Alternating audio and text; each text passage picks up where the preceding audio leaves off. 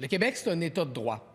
La Charte québécoise des droits et libertés de la personne, c'est pas du papier peint, c'est un des piliers de notre démocratie au Québec.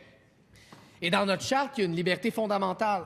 C'est la liberté d'expression, il y a une liberté fondamentale, c'est la liberté de réunion pacifique.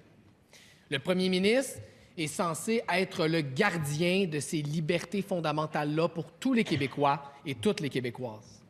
Il a le droit de ne pas être d'accord avec les étudiants et les profs qui manifestent pacifiquement sur le campus de McGill. Il a le droit de ne pas être d'accord avec leurs revendications. Il a le droit de ne pas être d'accord avec la Cour supérieure qui a rejeté la demande d'injonction contre le campement. Il a le droit même de ne pas être d'accord avec le SPVM qui préconise, je cite, un dénouement pacifique. C'est leur mot, ça. Mais quand le premier ministre joue au shérif, comme il l'a fait la semaine dernière, quand le premier ministre donne carrément des directives à la police, ce qu'il fait, c'est envenimer la situation. Ça met de l'huile sur le feu. Quand le premier ministre fait ça, il dépasse les bornes. Le premier ministre devrait respecter notre charte, respecter l'indépendance de la police et laisser une chance. Je reconnais le leader du gouvernement, brièvement. Question de règlement. La présidente, il y a des limites. On prête des intentions. On invoque le fait que le premier ministre ne respecterait pas la Charte des droits et libertés de la personne. Ça n'a pas de sens, l'intervention du collègue. Alors, je vous demande de le rappeler à l'ordre, Madame. Moi, je vous demande toutes et tous de faire attention. On ne peut pas dire que quelqu'un ne respecte pas nos lois. Ici, la bonne foi se présume. Poursuivez, vous avez 10 secondes. Le premier ministre devrait respecter l'indépendance de la police et surtout laisser une chance au dialogue. Est-ce que le premier ministre reconnaît qu'il a dépassé les bornes? La réponse du premier ministre. Madame la présidente, concernant le campement à McGill, j'ai dit ce que j'avais à dire.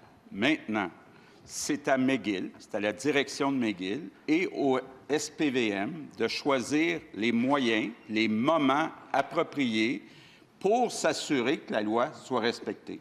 J'ai rien d'autre à ajouter. Première complémentaire. Le premier ministre vient de rétro-pédaler sur ses déclarations d'en fin de semaine.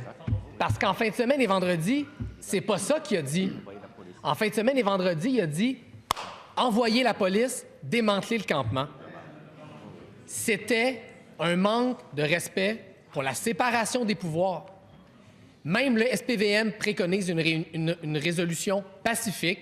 Est-ce que le premier ministre reconnaît qu'il a erré dans les derniers jours?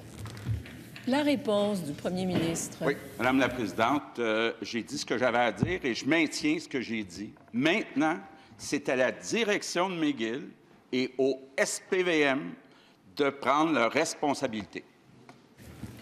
Deuxième complémentaire. Donc, le premier ministre a changé son fusil d'épaule et c'est tant mieux. Il semble s'inspirer de sa ministre des Transports et pas tant de la mobilité durable. Il commence à s'occuper de sa fougère à lui. Puis sa fougère à lui, c'est la protection des libertés fondamentales des Québécois et fermer son bureau du Québec à Tel Aviv. Et en effet, c'est le travail du SPVM et de McGill de trouver une solution négociée et pacifique à la situation actuelle. Au moins, le premier ministre a reconnu son erreur. La réponse du premier ministre. Madame la présidente, je vais être très clair. Je reconnais pas d'erreur. Je persiste et je signe. Maintenant, le chef de Québec solidaire vient nous dire que le Québec devrait fermer son bureau en Israël. On n'est pas d'accord avec ça.